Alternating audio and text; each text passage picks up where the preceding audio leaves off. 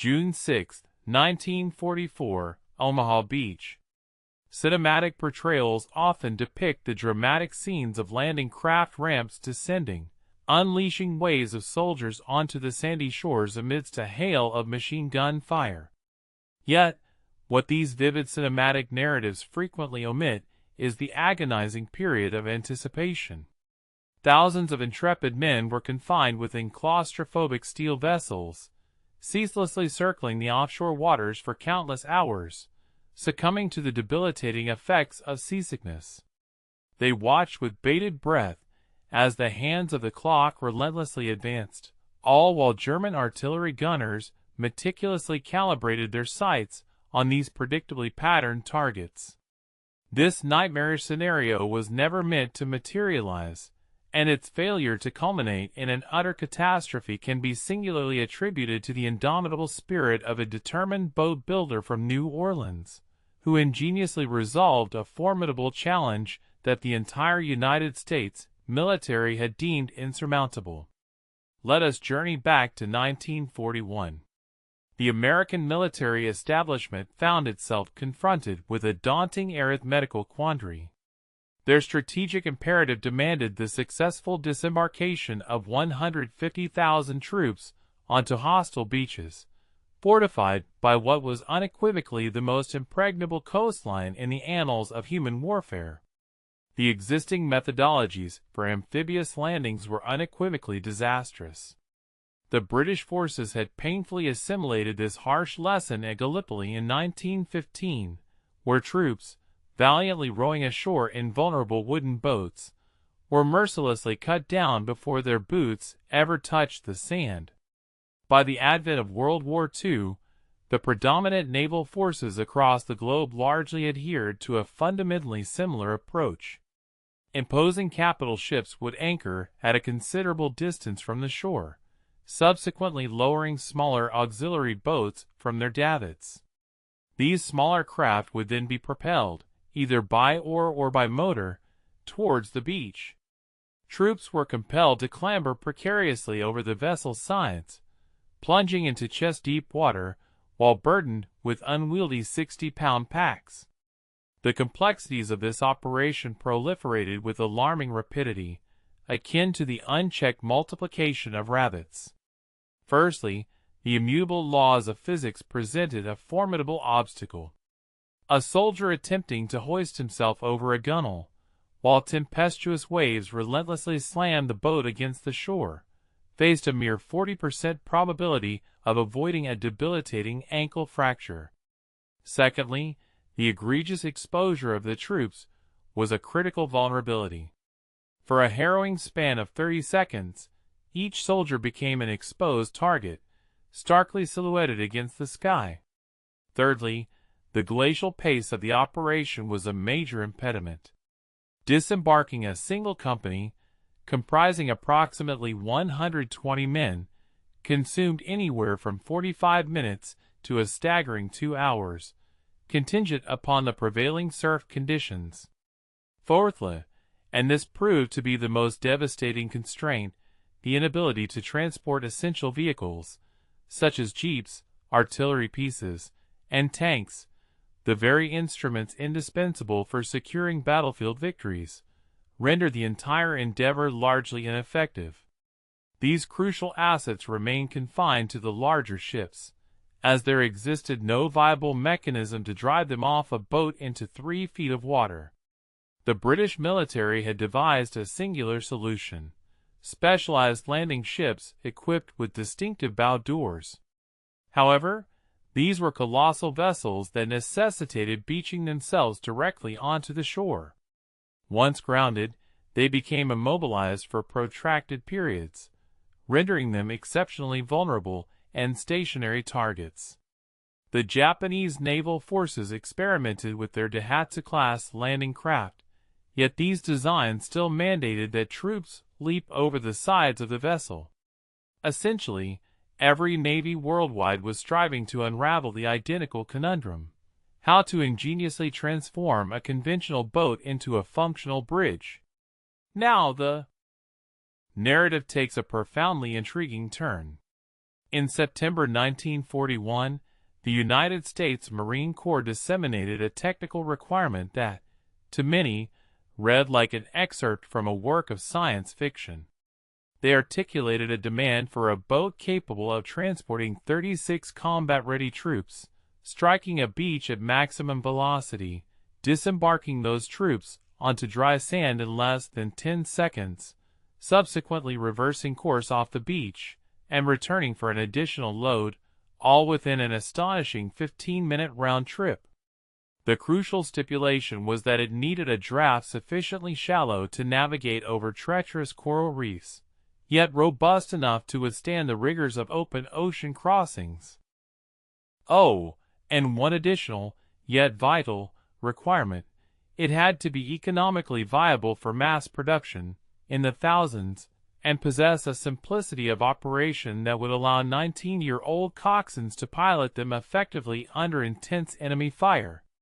Every prominent shipyard across America meticulously reviewed these exacting specifications, and uniformly declared them to be impossible.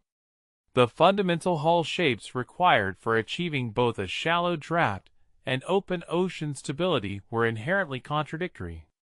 Furthermore, a bow ramp robust enough to support the dynamic weight of charging troops would inevitably be excessively heavy.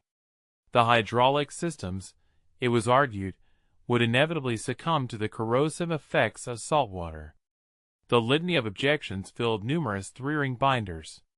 However, there was a singular individual operating out of Louisiana who persistently presented himself at Navy procurement offices, clutching a wooden model and sporting an unwavering grin, adamantly asserting that he had already constructed the very vessel they sought.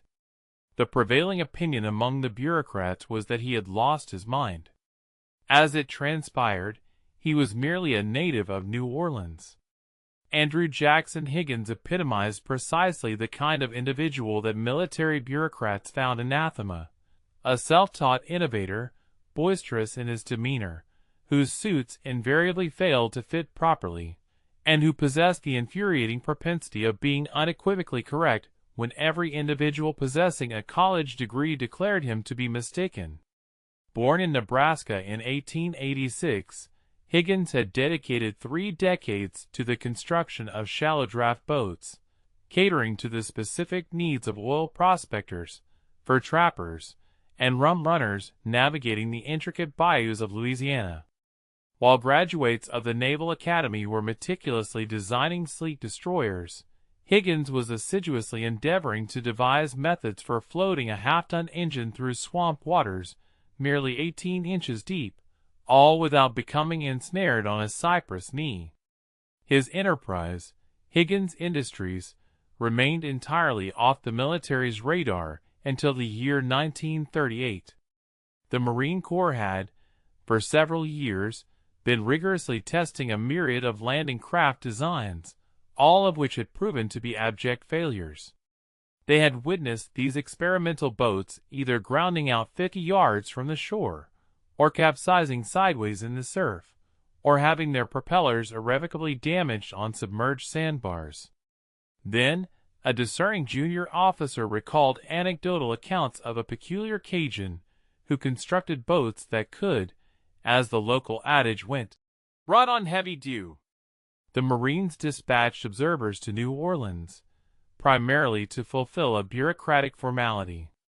Higgins promptly loaded them into his latest swamp boat, which he christened the Eureka, and proceeded to demonstrate its capabilities by driving it at full throttle onto a mudflat, executing a swift maneuver akin to a sports car, and then effortlessly motoring back into deeper water. The astonished observers immediately cabled Washington, "You need to see this immediately." What rendered Higgins' design truly revolutionary, and why it drew the ire of established shipbuilders, was his audacious rejection of conventional wisdom. He had unceremoniously discarded every established rule. Standard naval architecture dictated that a boat's bow should be acutely sharp to efficiently cleave through water. Higgins, conversely, fashioned a bow shaped remarkably like a snow shovel, flat, broad, and angled distinctly upward. Traditional maritime wisdom asserted the necessity of a deep keel for optimal stability. His boats, however, possessed virtually no keel whatsoever, featuring instead a shallow semi-tunnel that provided protective housing for the propeller. The very configuration of the hull appeared unorthodox, even inherently flawed, to anyone rigorously trained in conventional marine engineering.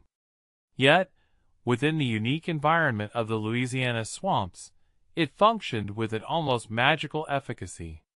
The initial reaction from the military establishment was a potent blend of disdain and suspicion. Engineers from the Bureau of Ships meticulously authored extensive technical treatises, eloquently expounding upon why the Eureka's design flagrantly violated fundamental hydrodynamic principles. They vehemently contended that the flat bow would inevitably generate excessive drag. The shallow draft, they argued, would render it uncontrollable in strong currents, and the protected propeller tunnel would invariably lead to problematic cavitation issues. Higgins, undeterred, extended an invitation for them to witness demonstrations firsthand in New Orleans. They politely declined, citing budgetary constraints, an implicit translation being, "We are not squandering government funds on nonsensical swamp boat experiments when reputable shipyards are actively developing appropriate landing craft." Nevertheless, the Marines persistently advocated for Higgins' design, recognizing that they were the ones who would ultimately be tasked with storming hostile beaches, and they possessed an intuitive understanding that eluded the desk-bound admirals. In April 1941, the Navy reluctantly acceded to competitive trials, which were subsequently conducted in Norfolk, Virginia. For distinct shipyards presented their respective designs. 3 of these were from venerable maritime companies boasting impeccable reputations.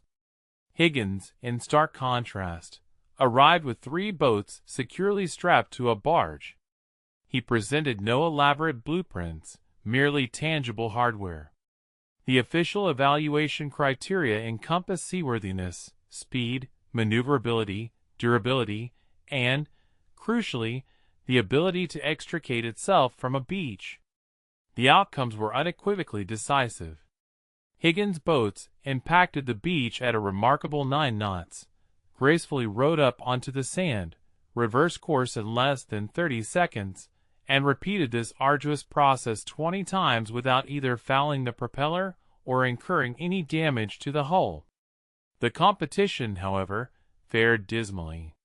One competing boat buried its bow inextricably and refused to budge.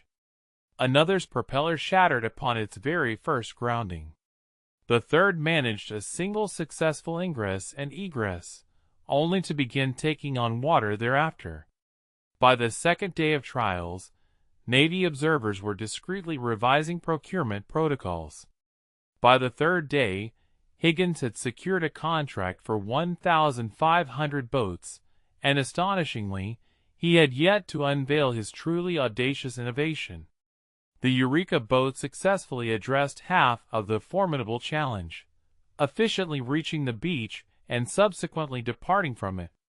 However, troops were still obliged to clamber precariously over the sides, and there remained absolutely no viable method to drive a jeep directly out of the vessel. Higgins was acutely aware of this persistent limitation. For 2 years, he had been assiduously sketching potential solutions in the margins of countless napkins, but every design concept encountered the same insurmountable obstacle, the immutable laws of physics. Incorporating a ramp at the bow necessitated the inclusion of hinges, and hinges, by their very nature, introduced a critical weak point precisely where the boat experienced the most pronounced flexural stresses. The forces involved in such an operation were nothing short of absurd. Envision a steel plate, 4 feet wide and 8 feet long, supporting the combined weight of 6 fully equipped men, each weighing 250 pounds, while the boat violently pitched in 3-foot swells. This translates to an astonishing 1,500 pounds of dynamic load impacting a hinge every 2 seconds. Engineers rigorously calculated that such an immense stress load would inevitably cause any hinge mechanism to fail within a mere week of continuous saltwater operations. Then, in late 1941, a discerning Marine Corps officer named Victor Krulak presented Higgins with a photograph that irrevocably altered the trajectory of his design efforts. Krulak had served as an observer in Shanghai in 1937, where he had witnessed the Japanese assault on Chinese positions along the Yangtze River. The photograph depicted a Japanese Tohatsu landing craft featuring a ramp positioned at the bow, rather than along the sides, a true ramp.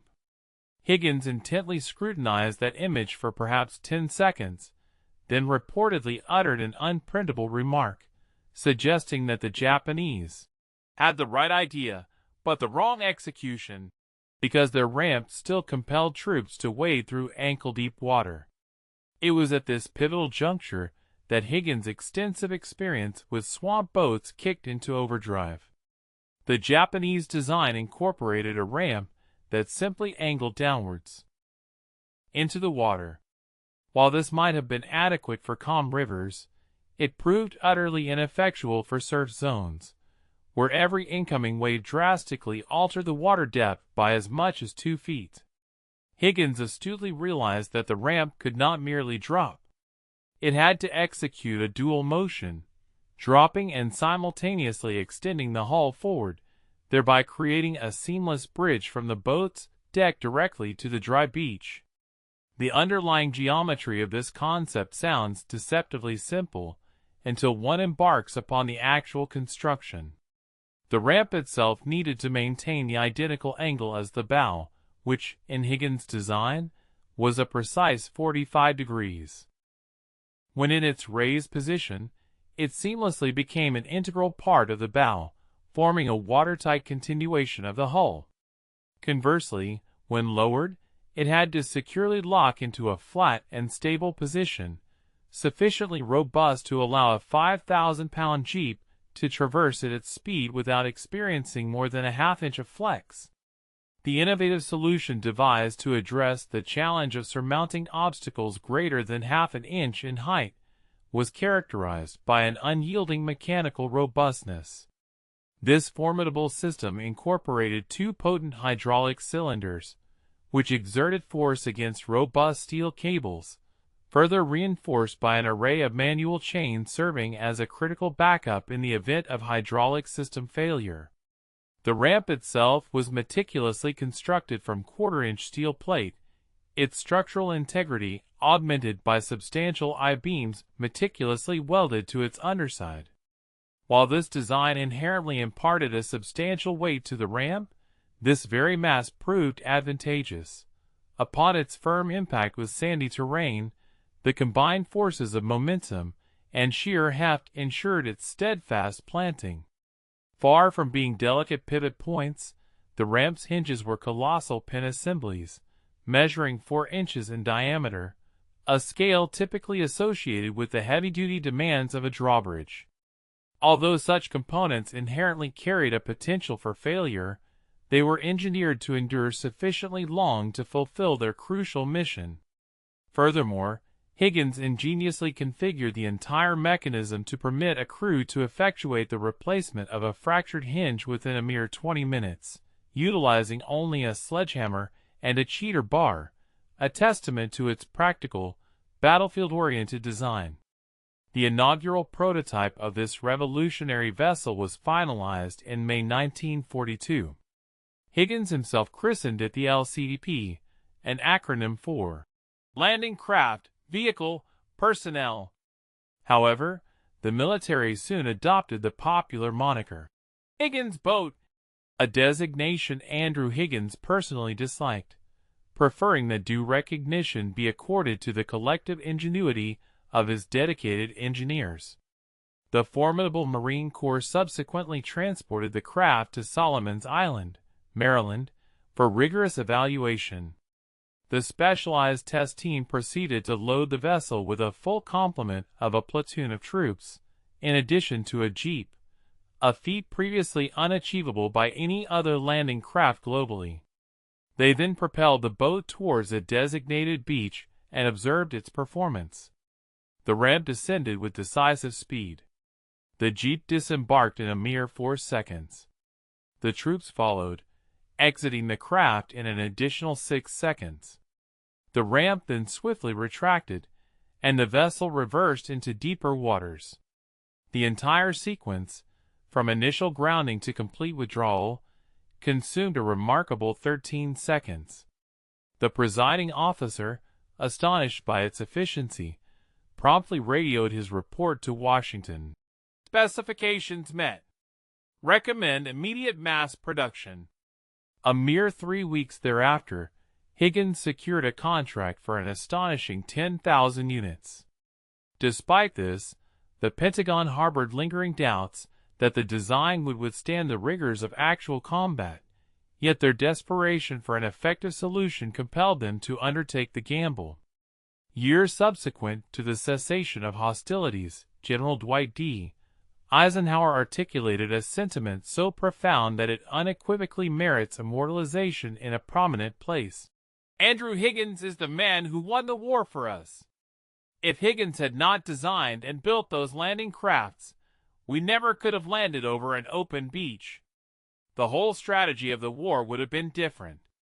Emanating from a 5-star general who orchestrated the most extensive amphibious invasion in the annals of human history, such a declaration transcends mere exaggeration.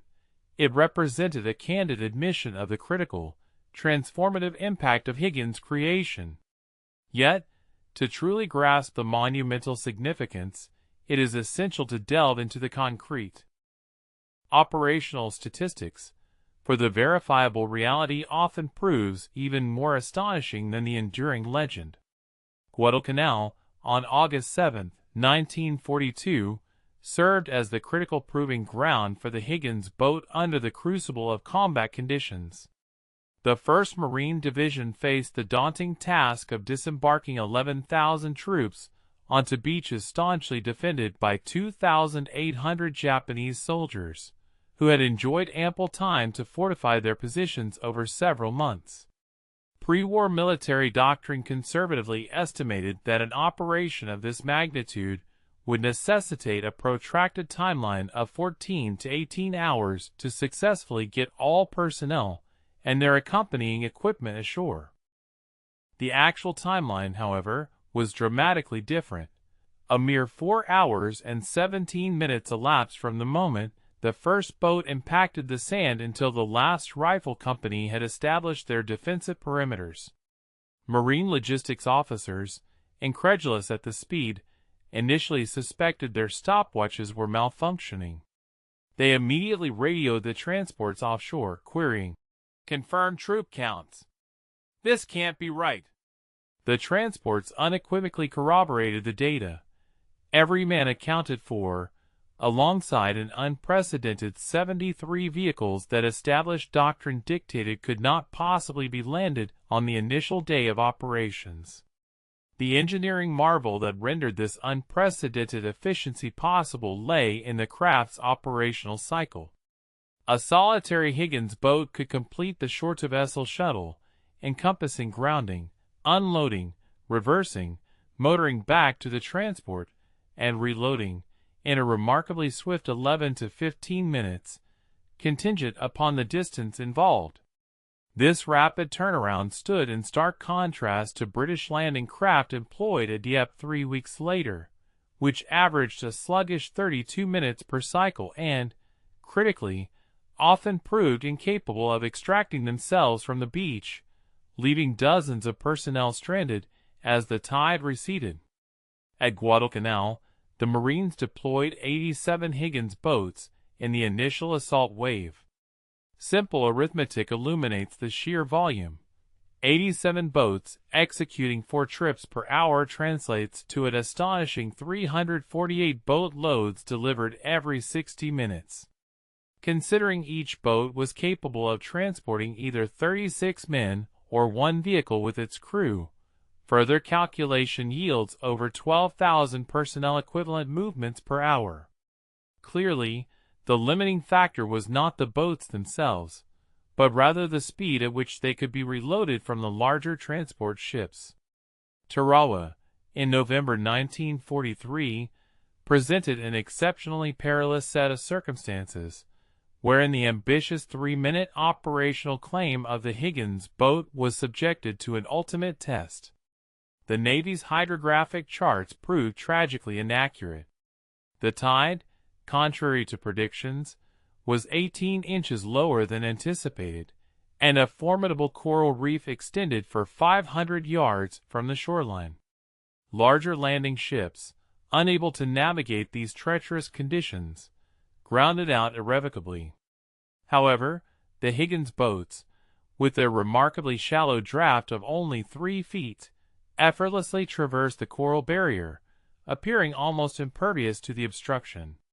Wave after relentless wave, every 3 to 4 minutes, another boat impacted Red Beach. The Japanese defenders, having meticulously pre-sighted their machine guns and mortars on the waterline, anticipated slow-moving, vulnerable targets. Instead, they were confronted with a relentless, almost automated conveyor belt of attacking Marines. The Marines suffered appalling losses, with over 1,000 fatalities in a mere 76 hours. Yet, their advance never faltered, sustained by the continuous arrival of the boats. Japanese commander Keiji Shibasaki had famously boasted that it would require 1,000,000 men 100 years to conquer Tarawa. The Marines accomplished the task in 3 days, a victory largely attributable to the Higgins boats' ability to deliver reinforcements with a rapidity that outpaced the defenders' capacity to inflict casualties. Sicily, in July 1943, witnessed Operation Husky, an immense amphibious undertaking involving 2,590 landing craft of various types, simultaneously assaulting 26 separate beaches. Of this formidable armada, Higgins boats constituted approximately 1,400 units. The logistical cadence achieved was remarkably precise, almost surgical. The boats grounded, efficiently offloaded their cargo, withdrew, and returned with such an unwavering rhythm that beach masters found themselves coordinating arrivals with the precision of aviation controllers. Some individual boats completed an astonishing 14 round trips within the initial 12 hours of the operation.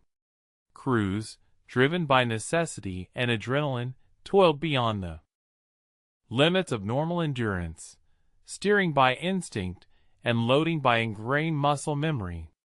Subsequent to the operation, when Navy analysts meticulously compiled their after-action reports, they discovered that the average Higgins boat at Sicily had delivered an impressive 468 troops or 23 vehicles over 3 days of continuous operation.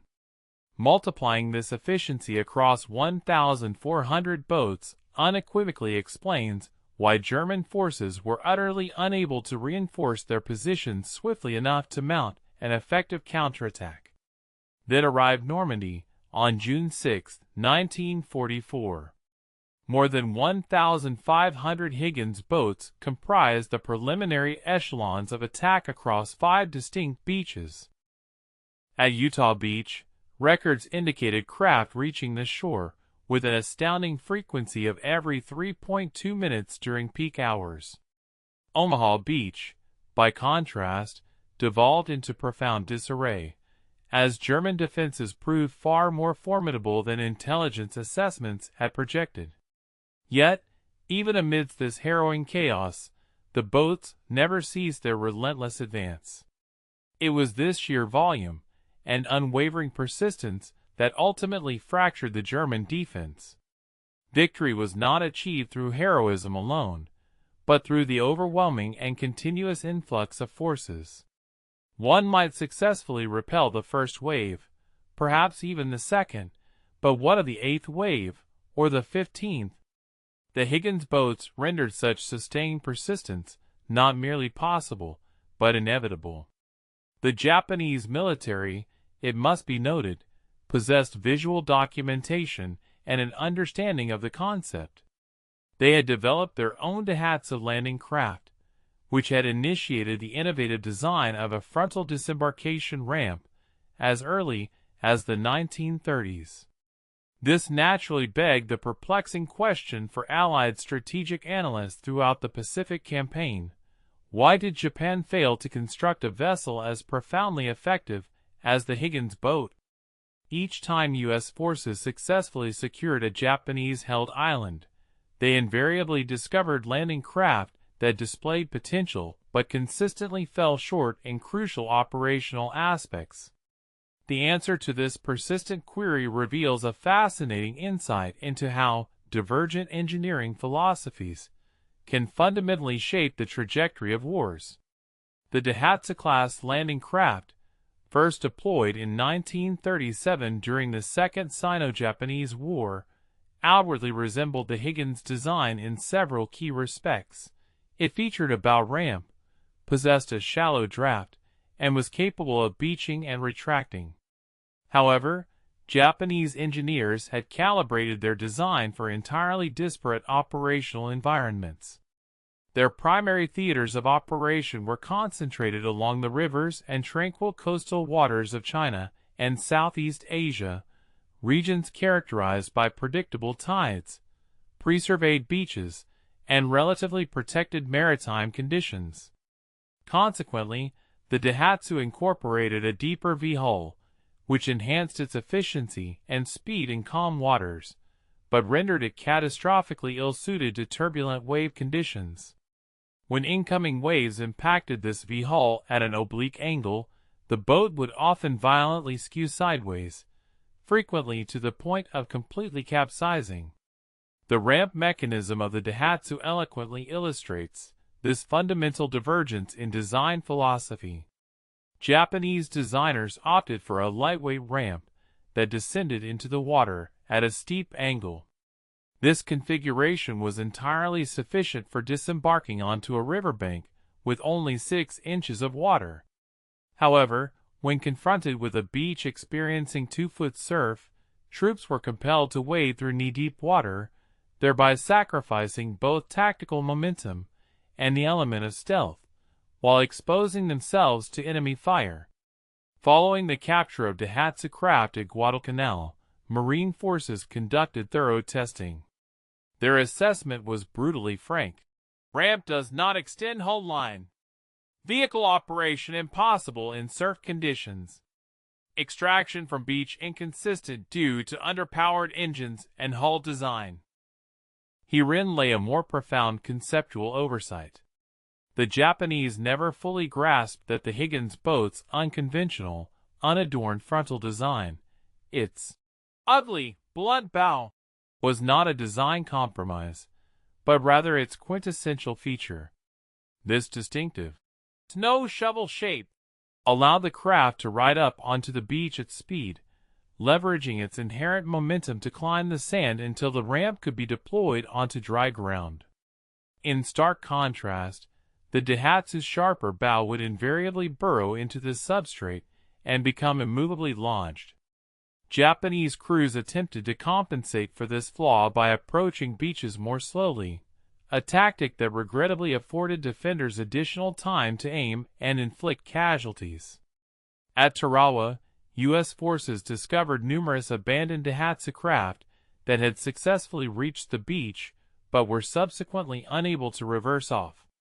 Their propellers had either struck coral formations or their hulls had settled too deeply into the sand, effectively transforming them from transportation vessels into stationary bunkers. Ultimately, the Imperial Japanese Navy did attempt to replicate the Higgins craft verbatim. In 1944, Japanese engineers meticulously examined captured LCVPs from the Philippines and subsequently produced detailed specifications for a domestic version. However, by this juncture, Japan's manufacturing infrastructure was in a state of terminal decline. While they possessed the blueprints, they critically lacked the industrial capacity required to mass-produce complex hydraulic systems. More significantly, they were deficient in the necessary shipyard workforce.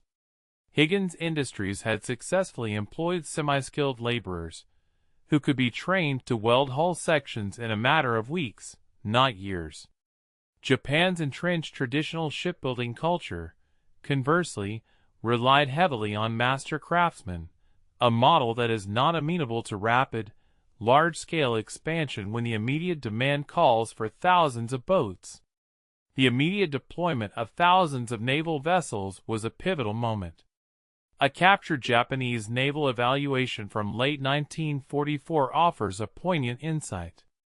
The author, an engineering officer, articulated that American landing craft exhibited fundamental yet effective design principles that intentionally sacrificed aesthetic elegance for robust mass production and superior performance in turbulent waters.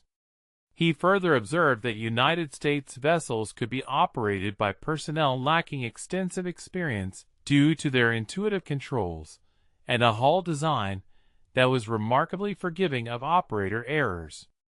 In stark contrast, Japanese landing craft necessitated highly skilled coxswains for proper navigation. The officer concluded that Japan had prioritized individual unit quality, whereas the Americans had grasped that the conflict would ultimately be decided by sheer numerical superiority, a profound philosophical divergence that could not be rectified simply by replicating a hull shape.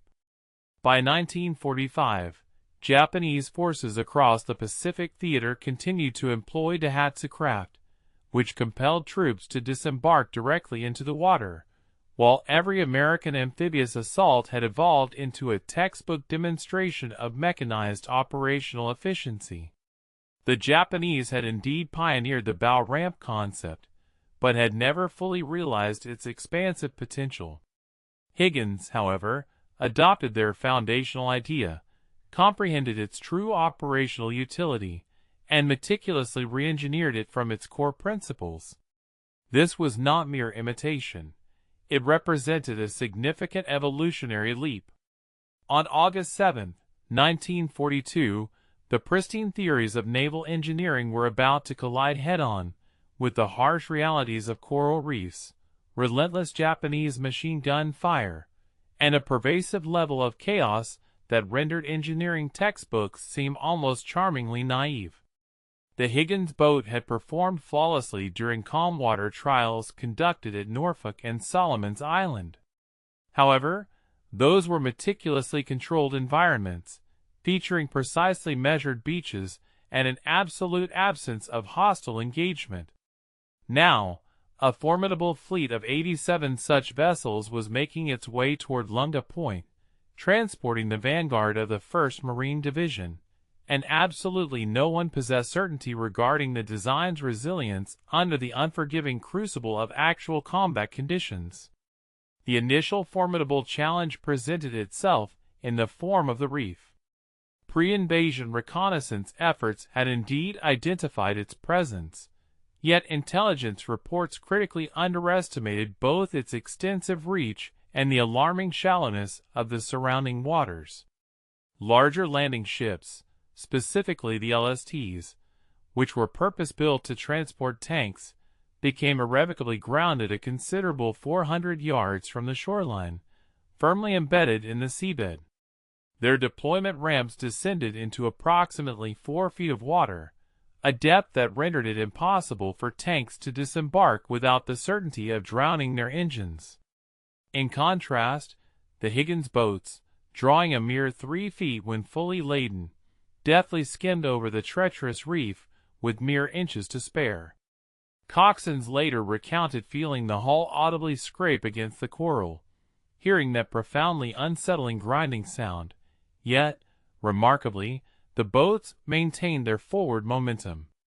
Higgins had judiciously over-engineered the hull bottom, incorporating double-riveted seams and robustly reinforced keel guards, specifically anticipating that these vessels would inevitably encounter underwater obstacles. This meticulously paranoid design philosophy proved instrumental in salvaging the initial phase of the landing within the crucial first 30 minutes of the operation. The second significant challenge encountered was the actual composition of the beach itself. The sand at Lungda Point was decidedly not the firm, densely packed type typically found on controlled test ranges. Instead, it consisted of loose, shifting volcanic material that yielded considerably under pressure. When the initial wave of boats impacted the shore at full velocity, their bows unexpectedly dug in much deeper than anticipated. Some vessels became embedded as far as 18 inches before their forward momentum was completely arrested. Initially, crews experienced a surge of panic, mistakenly believing their boats were hopelessly stuck. However, at this critical juncture, the ramp hydraulics engaged. The substantial weight of the descending ramp paradoxically aided in leveling the boat, effectively redistributing its mass. As troops rapidly disembarked, the vessel lightened, and coxswains promptly engaged the engines in reverse. The majority of boats managed to extract themselves in under 40 seconds. A select few required secondary attempts, backing off at a slight angle to effectively break the suction created by the soft sand. One boat commander subsequently reported that he had reversed, repositioned, and intentionally grounded his vessel 3 additional times to facilitate the unloading of subsequent waves of troops. Remarkably, the hull endured this sustained abuse without any signs of structural compromise or cracking. The third formidable obstacle encountered was the relentless barrage of enemy fire. It was in this chaotic environment that the inherent mechanical simplicity of the Higgins boat design proved invaluable in ways that no one had initially foreseen. Japanese defenders systematically targeted the incoming boats with a combination of mortars and machine guns. Bullets easily perforated the plywood gunnels. Higgins had deliberately utilized plywood for the vessel's sides to conserve weight, reserving steel exclusively for the ramp and the reinforced hull bottom. Troops instinctively crouched behind the protective shield of the ramp, a tactic that proved effective because that quarter-inch thick steel was capable of stopping rifle rounds. However, the truly critical aspect emerged when hydraulic lines were severed by shrapnel, an occurrence that afflicted 11 boats in the initial assault wave. In such instances, crews seamlessly switched to manual chain operation, with 2 men vigorously cranking handles. While the ramp's descent now took 18 seconds instead of the customary 6, it nevertheless still deployed. This built-in redundancy, featuring a hydraulic primary system complemented by a manual backup, meant that even damaged boats retained their essential functionality, continuing their vital mission. The fourth significant challenge revolved around sustainment. Over the subsequent 3 days, those 87 boats operated continuously, without cessation. There were no dedicated maintenance facilities available, nor were there any readily accessible replacement parts. Crews were compelled to perform improvised field repairs between runs. They ingeniously resorted to using seawater as a coolant when their freshwater supplies were depleted. Bullet holes were hastily patched with a combination of tar and canvas. One particular boat suffered a complete loss of its entire hydraulic system when a mortar fragment devastatingly destroyed the pump. Yet, its resilient crew managed to operate it manually for 2 full days, completing an astonishing 23 trips, until a proper repair ship eventually arrived. Higgins had meticulously designed every major component to be easily replaceable using only basic hand tools and sheer brute force. If a propeller sustained damage, crews carried a spare and could swap it out in a mere 20 minutes. If a ramp hinge cracked, they could simply bolt on a backup plate and continue their operations without significant delay. The comprehensive after-action reports emanating from Guadalcanal ultimately filled 3 substantial binders. Naval maintenance teams meticulously inspected every single boat after the conclusion of the first week of operations. Their findings included observations of stress fractures, worn bearings, and corroded fittings, yet, remarkably, not a single instance of catastrophic structural failure was recorded. The average boat had endured grounding an astonishing 31 times, sustained multiple direct hits, and operated continuously in corrosive saltwater environments without any formal maintenance, yet still maintained an impressive 87% mission capability rate. Engineers had initially projected a grim 40% failure rate within the first 48 hours of combat operations. The actual failure rate, however, stood at a mere 9%, and the vast majority of these instances involved boats that had suffered direct hits from heavy artillery. Guadalcanal did not merely validate the efficacy of the Higgins boat, it unequivocally demonstrated that an unglamorous, robustly overbuilt, and inherently idiot-proof design unequivocally surpasses elegant engineering when one's adversaries are actively endeavoring to inflict harm. Here is where the unfolding narrative takes an absolutely extraordinary turn. In December of 1941, Higgins Industries was a relatively modest regional boat shop, employing a mere 75 individuals and constructing perhaps a dozen vessels monthly. By December of 1944, it had undergone an astonishing metamorphosis, emerging as the single largest private employer in the state of Louisiana, boasting a workforce exceeding 20,000 personnel. The company operated 7 sprawling plants that collectively occupied an impressive 30 city blocks, and its output had escalated to a staggering 700 boats delivered on a monthly basis. This was not merely an incremental scaling of production. It was, in essence, industrial sorcery. Andrew Higgins orchestrated this remarkable feat by systematically disregarding virtually every manufacturing tenet that the government had vehemently insisted was sacrosanct. The military's procurement office held very specific, deeply ingrained notions regarding the proper methodology for shipbuilding. Their established protocol dictated the hiring of highly trained shipwrights, who had dedicated years to mastering their craft. Furthermore, they insisted that boats be constructed individually, from initial conception to final completion, with the same dedicated crew overseeing each vessel through every stage of its construction.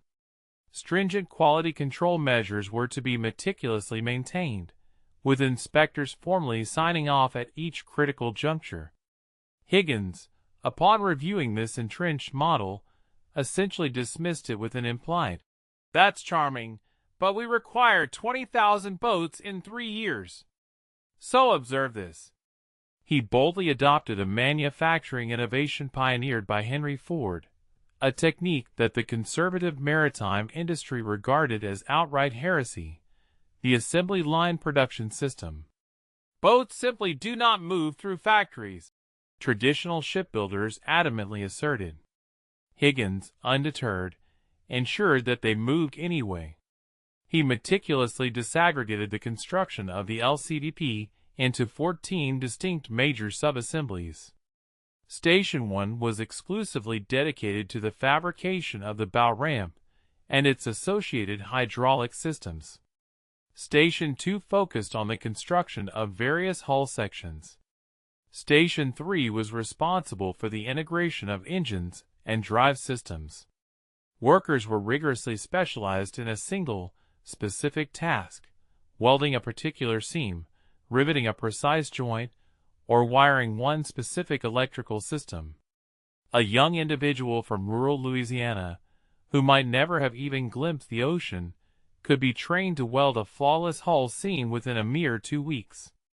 The traditionalists vociferously protested, asserting that this radical approach would inevitably yield inferior quality boats. Higgins's decisive response was to extend an open invitation to Navy inspectors, encouraging them to test randomly selected boats directly from the production line.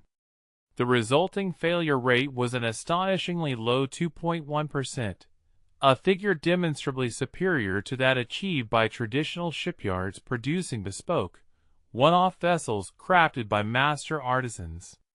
The composition of the workforce itself became a revolutionary aspect of Higgins's operation. He adopted an inclusive hiring policy, employing anyone capable of wielding tools: women, African American workers, elderly men who were beyond draft age, and even teenagers on summer break. In the socially conservative New Orleans of the 1940s, this approach was profoundly radical. The company pioneered the integration of its factories years before the military itself integrated its units. Black and white workers shared the same assembly lines, dined in the same cafeterias, and utilized the same restroom facilities. Higgins's rationale was rooted in pure, unadulterated pragmatism. "I am entirely indifferent if they are purple with pink polka dots. Can they weld?" Yet, the societal impact of his policies was undeniably profound. By 1943, an impressive 18% of his workforce was black, and a substantial 40% were women. The iconic figure of Rosie the Riveter was not merely a propaganda poster in New Orleans. She was a tangible, dedicated worker actively constructing the very boats that would ultimately contribute to winning the war. The relentless pace of production was truly astonishing. In June of 1944, the very month of the pivotal D-Day invasion, Higgins Industries achieved an extraordinary feat, delivering an astounding 737 landing craft. This translates to an average output of 24 boats per day, effectively one boat every 60 minutes, with operations running continuously across 3 shifts, around the clock. The plants never ceased their activity. Welding arcs illuminated the night sky, creating a spectacle akin to a continuous lightning storm. Workers routinely clocked 60-hour weeks as standard, with 80-hour weeks becoming commonplace in the periods preceding major invasions. The company paid premium wages, offering 20 cents per hour when the national average was significantly lower at 65 cents, because Higgins profoundly understood that exhausted, financially struggling workers construct substandard boats. Conversely, well-compensated and highly motivated workers were capable of maintaining exceptional quality, while simultaneously achieving unprecedented production quotas. Raw materials, rather than human labor, ultimately emerged as the primary bottleneck in this prodigious manufacturing effort. A single LCVP necessitated 1.2 tons of steel plate, 80 feet of hydraulic line, 340 rivets, 15 gallons of specialized marine paint, and one powerful 225 horsepower gray marine diesel engine. Multiplying these requirements by the monthly output of 700 boats meant a colossal demand for 840 tons of steel, 56,000 feet of hydraulic lines, and 238,000 rivets every single month, all of which had to be delivered precisely on schedule, without any exceptions. Higgins proactively established direct and robust relationships with major steel mills in Pittsburgh, prominent rubber plants in Akron, and leading engine manufacturers in Detroit.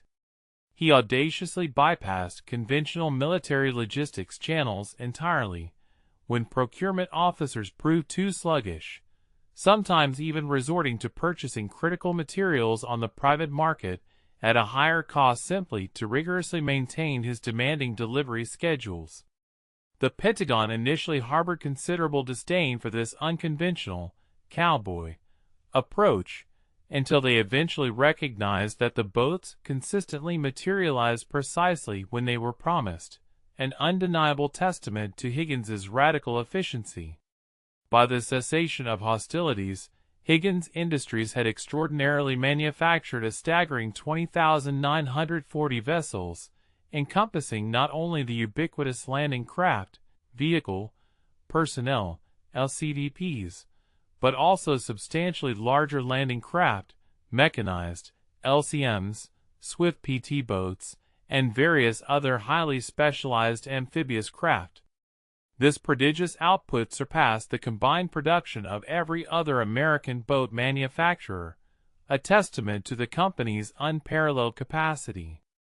Indeed, Higgins alone was responsible for an astonishing 92% of the United States Navy's entire landing craft fleet. However, the fortunes of this industrial titan dramatically reversed with the surrender of Japan in August 1945, at which point Higgins faced the immediate cancellation of orders for an additional 12,000 boats. Within a mere 6-month span, the company's once booming workforce precipitously plummeted from its wartime peak of 20,000 dedicated employees to a mere 800 individuals.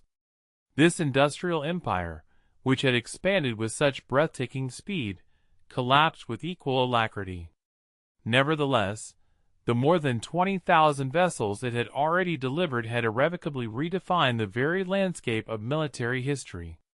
The indelible moment of Omaha Beach, precisely at 6:30 hours on that fateful day of June 6, 1944, marks what remains arguably the most renowned 6 hours in the entire annals of amphibious warfare. During this critical period, Higgins' boats served as the indispensable connective tissue, the very thread intricately weaving the entire complex invasion together. When one observes the often grainy, yet profoundly impactful, archival films, or the meticulously crafted Hollywood recreations depicting these events, they are witnessing the profound culmination of numerous critical factors: the remarkable evolution of the boat's design, the sheer manufacturing miracle that brought so many into existence, and the rigorous combat testing that proved their efficacy. More significantly, however, viewers are also beholding the foundational blueprint that would meticulously guide every subsequent amphibious assault for the ensuing 80 years, a paradigm that continues to be meticulously followed even into the present day.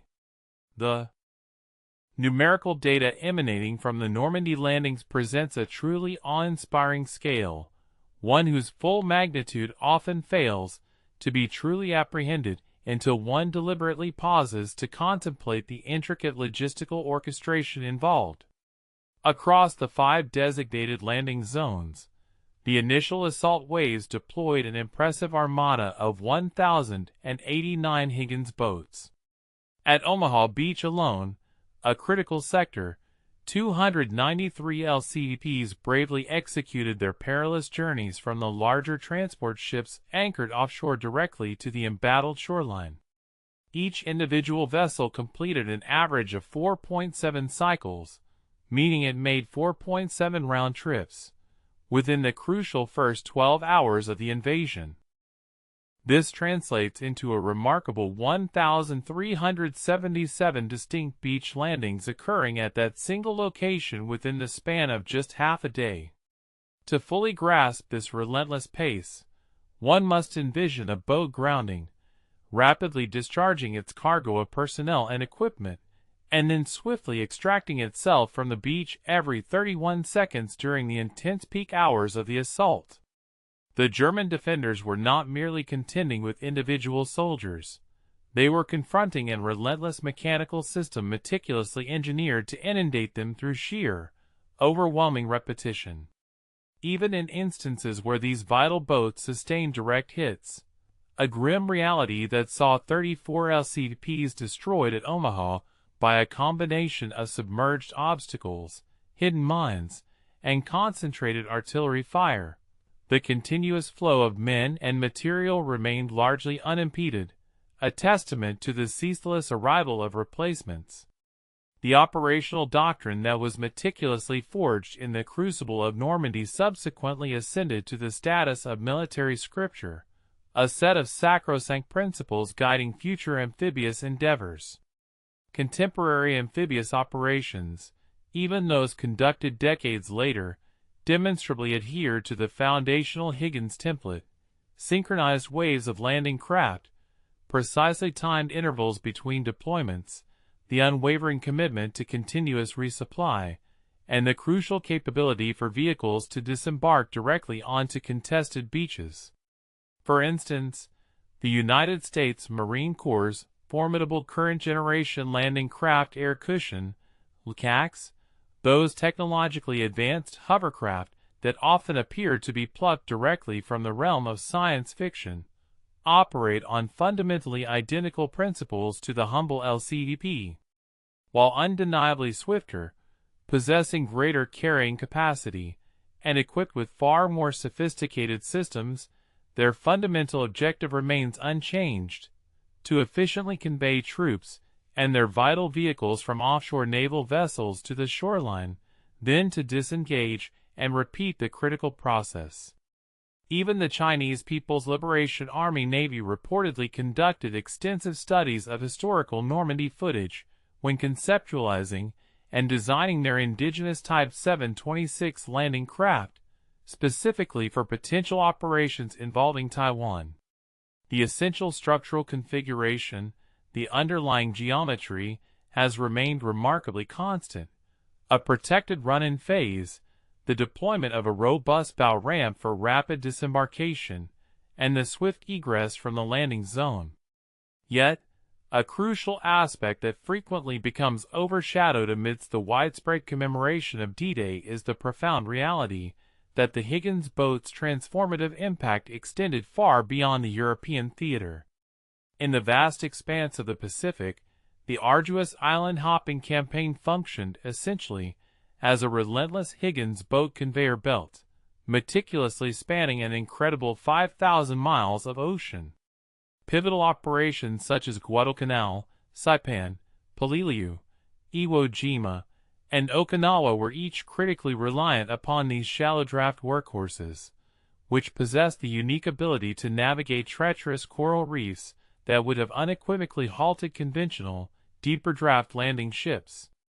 A stark illustration of their versatility occurred at Iwo Jima in February 1945, where U.S. Marines successfully landed an astounding 30,000 troops within the initial 48 hours, utilizing 482 Higgins boats. These craft operated on beaches composed of volcanic ash so extraordinarily loose and deep that vehicles frequently sank to their axles upon disembarkation. Remarkably, the boats demonstrated inherent versatility. Their skilled coxswains quickly learned to approach the beach at elevated speeds, harnessing the kinetic energy to effectively ride above the most challenging, soft sand. This inherent operational flexibility, the crucial capacity to rapidly adjust technique based on prevailing environmental conditions, stemmed directly from the fundamental simplicity and robust engineering of the design. Andrew Higgins himself passed away in 1952, a mere 7 years following the conclusion of the war, his name largely relegated to obscurity, and his personal fortunes on the brink of financial ruin. His once mighty company proved utterly incapable of successfully transitioning its immense production capabilities to peacetime endeavors. The deluge of military contracts, which had fueled its wartime expansion, dissipated almost instantaneously, leaving a vast industrial apparatus without purpose. Having committed virtually all his resources and personal wealth to meet the demanding wartime quotas, Higgins was left with no financial cushion whatsoever. The very individual whom General Dwight D. Eisenhower famously credited with winning the war, paradoxically spent his final years battling a relentless array of creditors. There stands no grand Higgins memorial on the prestigious National Mall, nor has an aircraft carrier been christened in his honor. Consequently, the vast majority of Americans remain tragically unfamiliar with his name. Nevertheless, for anyone who has ever witnessed archival footage or contemporary depictions of beach landings, whether from World War II, Korea, Vietnam, the Gulf War, or Iraq, they have undeniably witnessed the enduring, tangible manifestation of his ingenious legacy. Even today, the modern United States military continues to operate a formidable array of landing craft that bear a direct lineage to Higgins's pioneering designs. For instance, the Robust Landing Craft Utility, LCU, can demonstrably trace its ancestry through a clear progression of 7 distinct evolutionary steps, directly back to the original LCVP. When U.S. Marines meticulously execute their rigorous training exercises on the sandy shores of Camp Pendleton or the strategic waterways of Quantico, they are, in essence, implementing tactical protocols and operational procedures initially drafted in 1943, procedures fundamentally predicated upon the unique capabilities first introduced by the Higgins boat. The very foundation of modern amphibious doctrine posits that one can reliably deliver both troops and their vital vehicles directly onto contested beaches at precisely measured intervals, an audacious assumption that only became conceivable and achievable because a singular, determined engineer in New Orleans steadfastly refused to accept the prevailing notion that such an feat was simply impossible. While wars are undeniably won through the formidable power of tanks, the strategic reach of aircraft, and the unparalleled bravery of individual soldiers, it is sometimes the humble, yet incredibly effective, amphibious craft with a simple ramp on the front that ultimately turns the tide. General Eisenhower, a man of immense practical wisdom, profoundly understood this truth. It is a profound understanding that the rest of us, too, should embrace.